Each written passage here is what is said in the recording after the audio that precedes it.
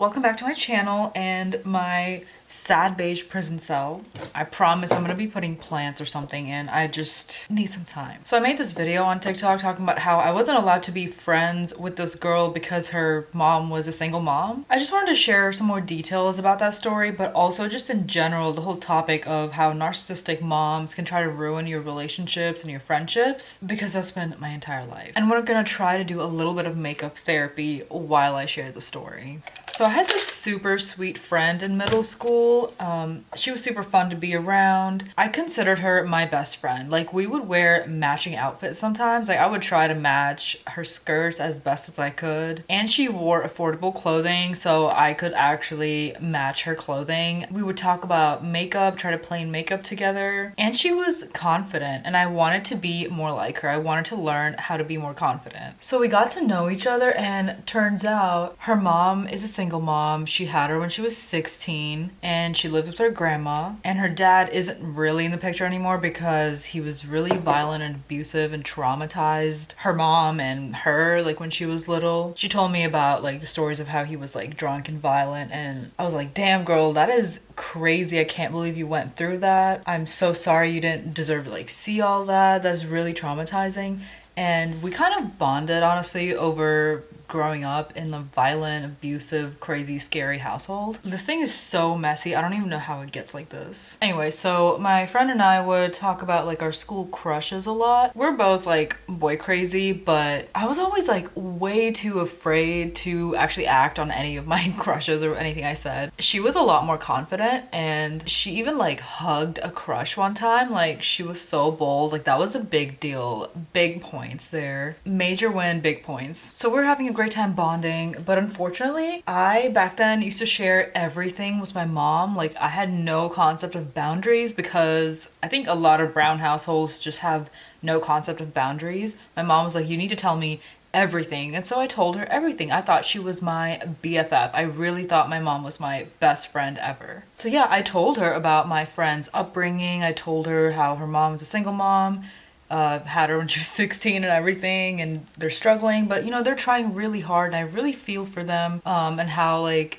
you know, she had, like, a scary dad and everything. Like, I really feel bad for everything that they went through, and I just want to be there for her. She just needs a friend to talk to. And unfortunately, yes, I did also tell her about the crushes because I had no concept of boundaries. So, you know, my mom's getting way too much information, and this obviously scared her because she's very judgmental. The whole culture that she comes from is very judgmental. She was saying how I shouldn't be hanging out with this girl because her family's a bad influence. She's a bad influence because all she does is talk about boys. Like, bitch, please. It's middle school. Like, everyone is boy crazy. That's not anything new. Middle school is literally just full of girls crushing on boys, and boys just covering themselves in Axe body spray. My mom was just afraid that I was gonna, like, start running around and sleeping with boys. Like, I have vaginismus. Not that I knew this back then, but I have vaginismus. And I had a panic attack when I had to put a tampon in for swimming class. And every time since then that I've tried to put a tampon in, I've had a panic attack. So I'm not gonna be hoeing around anytime soon. So one day I, want to hang out with my friend after school, and I find out that she lives really close to me. I get so excited because I can literally just walk to her house. So I asked my mom, hey, can I hang out with my best friend that we've been talking about? I told her which friend it was and everything. And she was like, yeah, sure. I was like, okay, I'm gonna go to her house. Is that okay? And she's like, yeah, that's fine. I'm not sure why she agreed so easily, but, I was like, I'll take it. I'm not gonna fight it. I'm not gonna question it. So me and my friend start walking around, and then we make it to her house, and we just want to, like, play with makeup. We just want to, like, hang out, play with makeup. It wasn't even like a minute in, like, we just entered her house. Her mom wasn't home at the time. Her grandma was home. Her grandma is on the phone, and she's like, she comes up to me and she's like, hey, there's this crazy lady screaming and shouting on the phone. I think she's your mom, and she's saying she wants you to get out of the house. And I was like, so embarrassed. Like, no, this is a prank. And I take the phone from her and I ask my mom, like, what happened? I asked you whether I could come here and you said yes. And she's like, no, I meant only for like 5 minutes. I'm like, well, you didn't tell me that initially, but also that's so unreasonable. Like, I asked to hang out with my friend, not visit her home for 5 minutes. And I haven't even been in her home for like 30 seconds. She just starts freaking out, yelling, screaming, crying on the phone. And she wasn't even on speakerphone. But my friend and her grandma could hear, and my friend was like scared, okay? And her grandma was like, your mom is insane. This woman is crazy. I just felt so embarrassed. And ever since then, my friend was like, you know, I'm scared of your mom. Like, she scares me and I don't really want to be around her. And I was like, okay, that's kind of sad and really inconvenient because, you know, we want to hang out and like we can't because I don't know how to do it. I can't go to your house. I have to avoid my mom. I don't know how to hang out with you. And I mentioned this on my TikTok story time too, but honestly, I should have listened to her when she said she was uncomfortable around my mom, but I convinced her one day to come over to my house and it's gonna be fine. Like, it's not a big deal. You shouldn't be scared of my mom. She comes over and, you know, my friend is heavy chested at a pretty young age for a middle schooler. You know, it was not what my mom expected. And so when she saw her, she said something like to me where my friend could hear it, but she said it to me. She was like, you know, only promiscuous girls have a big chest like that. Like, already slut shaming this poor child for doing nothing, for not being able to control her puberty. And I'm not sure, but I can probably guarantee you that, you know, my friend was subjected to some judgmental looks. I just wasn't aware of it at the time. And I just feel so bad for, like, you know, not believing my friend for putting her in that situation. Because again, I just didn't learn how to respect other people's boundaries and listen to them. Because like, that is not something we did in my household. But after that, like, spring break comes around and I see her at the bus stop. I'm like, what happened? You haven't been like hanging out with me. What happened? And she just ignores me. And I felt really hurt. I was like, oh no, what did I do? I talked to her one day and she says that she can't hang out with me anymore. She's uncomfortable hanging out with me because both me and my mom are really scary and abusive. And I was really shocked when she said that I was abusive because I thought we bonded over the fact that like we both had really like violent parents. I did not mention this on my TikTok because the video was already too long, but this was a learning moment for me in middle school. This is something I did that she pointed out was when we're just like talking and being playful, I would like smack her arm, but I guess I kind of did it hard. It wasn't that I was like angry and smacking her. I would just get excited and laugh and then like smack her like on her arm or something. You know, she told me later and I was like, I feel really bad. She was like, you talk about how your parents physically abuse you, hurt you, but you kind of hit me hard when we're hanging out. And I just felt so terrible. I felt like I should have known that I was doing this all along.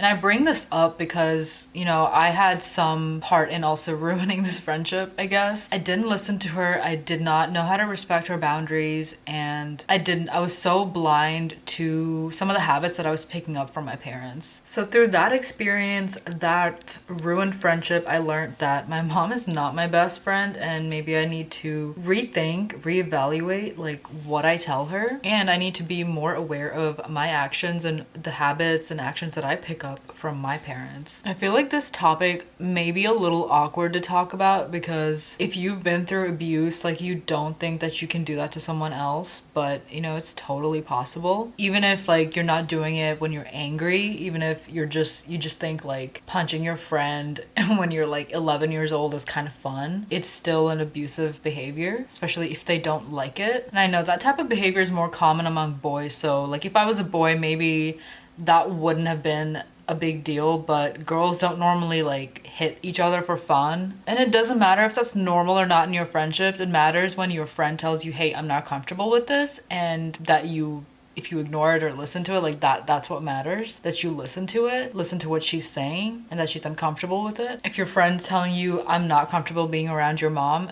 don't bring her around your mom. Obviously, I was very young and not mature at all at that time. Nobody is at that age, but it was still a moment for me to learn from. And there's been other times where my mom has tried to ruin my friendships, but you know, ever since this incident, I didn't let her in as much in my friendships and my friend's business, so she didn't really have much fuel there to try to ruin, because I've held on to my friendships that I made in high school and in my community, my Indian community at that age. But even those for moments suffered a little bit, and that's because I pulled back. I was made to be self-conscious.